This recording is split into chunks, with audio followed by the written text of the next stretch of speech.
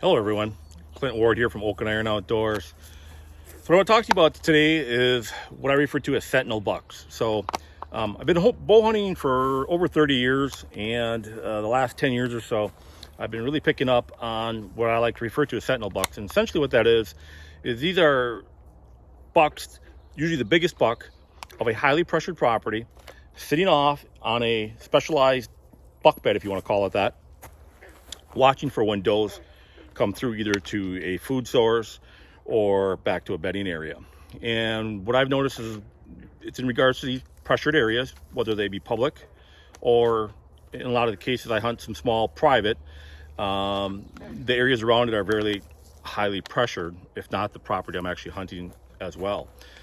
So what these big bucks do is they essentially know that they're kings of the property, but they also know that those properties are a lot of human pressure. So what they do, they like to set up and let the does come to them during the rut instead of them chasing after the does and end up getting an arrow flung at them.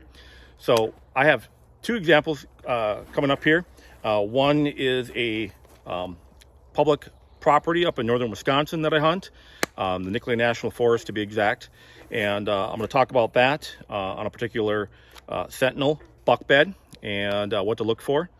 And then I also have a farmland property that I also hunt, but it's also if you want to call it a highly pressured property as well.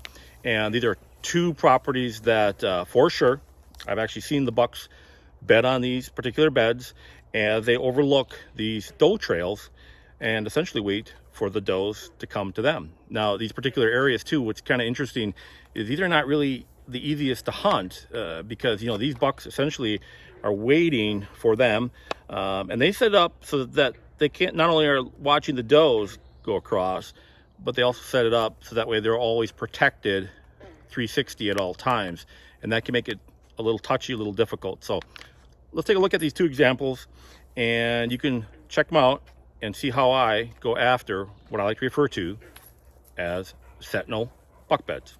Enjoy.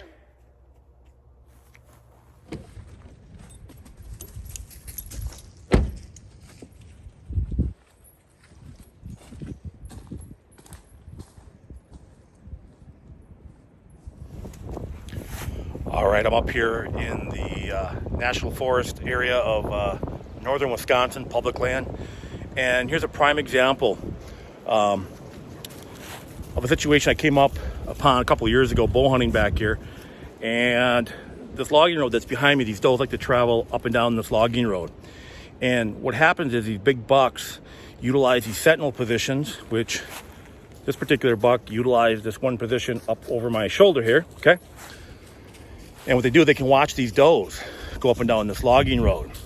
So it offers them a little protection up on this particular knob here.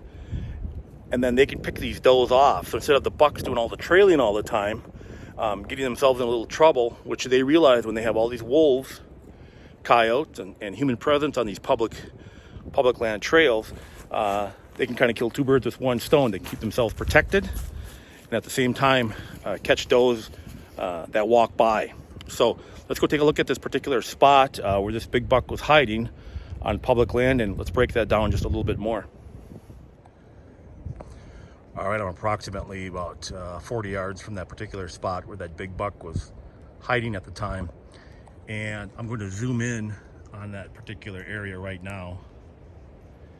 So he was just on the back side of that old tree, literally right on the back side where that blue mark is, that DNR mark on that tree is. So let's go take a look at what he had, what he could see, and why it made the perfect sentinel spot for the rut. All right, so here's the spot right here. Now, as I go around the tree, you can see that little dip down there. And that's perfect. So when he's laying down in that bedding area, he can barely see over the top of this tree right here, just enough to be able to cover that logging road, which runs about 80 yards all the way down right through there. So he can see does that are coming through. He can see humans that are walking down that public land trail, or logging road I should say. And not only that, he's got this tree right here. And then he can put his back up, and they always want that big tree that helps to break up their own silhouette, and they realize that. So I'll get in that spot myself and kind of talk about that a little bit more in depth. All right, once again, I'm actually in the buck bed, and this is what he sees. As you can tell, he can just barely look over this log. We're kind of up on a hill a little bit. I know it might be hard to tell, but we're up on a hill, so you can even see down a little bit better. And that logging road's about 80 yards right out in front there. And here's that particular tree that he can lean up against. That's really a perfect hiding spot for him.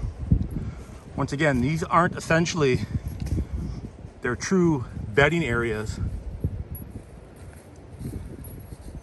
but sentinel positions that they like to use during the rut. Just a very short period of time when they know that does might be walking through, or they also kind of want to keep an eye on any hunters or any other predators that are coming through the area. Really nice spot. All right, here's another example in this national forest land. I'm at a cul-de-sac right now. So if you look behind me, you can see the logging road that goes back here, and a logging road that goes back here, and a logging road that goes back there. Okay. So anytime you get these cul-de-sacs, especially about a mile, maybe a little over a mile back here on national forest land here up in northern Wisconsin, these are primary doe meeting areas. They use this to travel a lot. Now, a lot of the big bucks will travel through these areas, but they're usually traveling it at night. And once again, that sentinel position comes into play here as well. So if you look over my shoulder, okay, you see that little clump of brush right there? That's another one of those sentinel positions that those big bucks will sit in, where they'll watch this cul-de-sac to see what does come through, okay? And like I said, they don't like to walk down this open roads during the middle of the day usually, especially on public land. So what they like to do, they like to come at night, and they'll sit in these particular spots overnight, and then they'll catch the does coming off of a feeding area back through this cul-de-sac. These spots aren't usually too popular in the afternoon because they know that people, you know, over the past month or 2 months of the hunting season, they know they can time people by smelling when they walk through. They know this is not a good area to set up during the afternoon. But overnight, into the early morning hours, these are perfect spots for them to set up on and catch those does as they come through. So let's go check that particular spot out right now. So as you can tell, this spot is really brushy. They can barely see through it.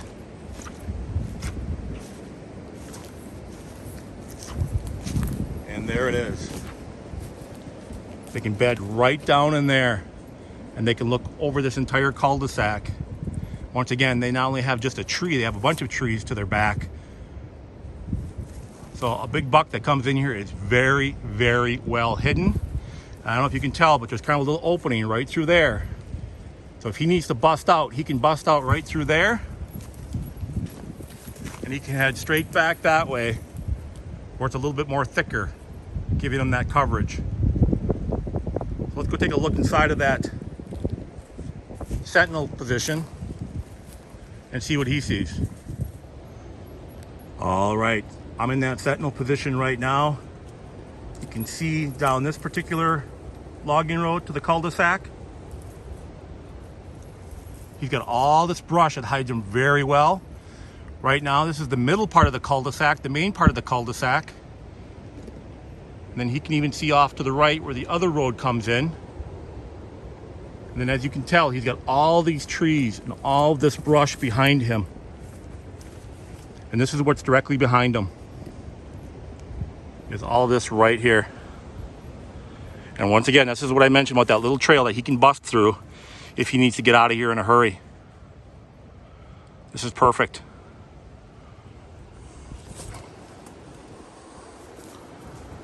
Once again, these aren't these typical bedding areas that most people think of that they sit in all the time. These are just sentinel positions. All right, and then once again, he wants to win coming from behind him. He doesn't need to smell the does. He can see them. So if he can see them, that's totally fine with him. He wants his back protected. So right now, that wind is coming from behind what you're seeing and going out towards what you're looking at. So he's protected on both ends. Even if it's not the does, you can see his predators coming through here. Perfect spot for him come the rut. Hey everybody, how's it going? So here's a prime example of a spot here in farm country where these sentinel bucks actually like to sit and pick off these does when they come through during the rut. So behind me I have a little funnel area right here. There's actually a pond off to over here, and then in here there's actually another pond back into here. Okay, so this creates a small funnel. Now as bow hunters we like to use these funnels as well, but so do some of these bucks during the rut. So I've had this actually happen twice on this particular piece of property that I bow hunt. And what it is these big bucks, they'll come in and they know that the does come through this little funnel area to head out to a field on the back side over here. So what they like, or at least the two bucks that I've noticed like, is this little spot here right behind me, back by that tree there. So let's go take a look at that spot, see what they see and why they like this spot so much for when these does come through. All right, so this particular spot right here, if you look, I got this big old pine tree right here, and right down in this area here, they love this spot to sit and look for these does when they come through. If you can kind of tell on the back side, there's a small pond right here. So essentially they're protected by water. If you look behind, there's a great big blowdown of trees over there. So they have the cover to their back. And once again, they like to sit in this particular spot and have that wind come this particular direction so they can cover that back side, okay? Then when they sit in this particular spot, I'm now going to rotate. Pond on the right, pond on the left, and right here's that funnel area that they come through and they can catch these does. This is one of those classic sentinel positions again, where they can pick out these does as they come through and they don't have to move. They can just sit nice and tight and let the does come to them, especially in these high pressured spots where they get in trouble if they do a little bit too much running around in the woods.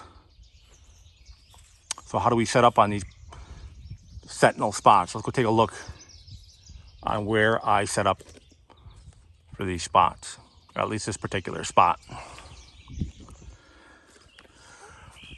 All right, here we are. I'm down approximately 80 yards from that funnel that we just had here earlier, okay? So this is essentially the path that these does take. They kind of stay along that edge right there, and then they'll head out to that farm field over there to feed on. So what makes this particularly tricky is that during the rut here in Wisconsin, there's not much for leaves on the trees. Matter of fact, in spring right now, this is way more leaves, even though there's not many. This is way more leaves that are on the trees that we normally have in early November. So the goal here is when I come into a particular spot like this, what I'm looking to do is I'm looking to come here on either a windy day, and B, possibly rain, so it quiets my walk in, all right? And then what I'm using is, if you look over to my left here, I have a little knoll here, okay? Do you see how it kind of goes down here? And then I have this knoll, all right, or this little knob. I'm gonna use this to walk in on and hide on the back side of this, all right? So that way, if that buck is using that sentinel bed, which is about 80 yards over there, I'm staying at least, he can't see me, or staying at least on the back side of this knob, all right? So that's my plan for this fall, is to get in on him as close as I can if he's using this. The other benefit I have here is back in there too is a bedding area as well. That's a pretty thick spot. So between the sentinel spot and the very small bedding area, this is a pretty good location. So my job is to pick out a tree, which I'm looking at actually kind of this pine here, or even this pine here.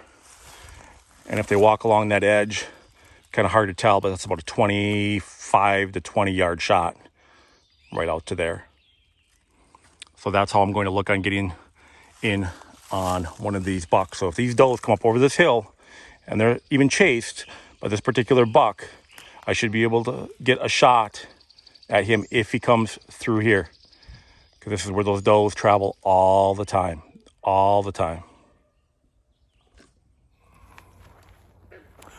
So I hope you found those two examples useful in regards to those Sentinel buck beds. So once again, just to recap, you know, those big bucks. What they're looking for is they're looking for those little side areas off the side of a trail. And I think, like I said earlier, a lot of people make that mistake where they think the doe's wind needs to come to them while they're in that buck bed, and it's actually the opposite. It's the buck's wind will be going essentially towards the trail, and that's so that way they can smell everything behind them, because they're still always, you know, have that idea of security in the back of their mind. I know a lot of people talk about, you know, big bucks, you know, getting dumb during the rut, and there's truth to that.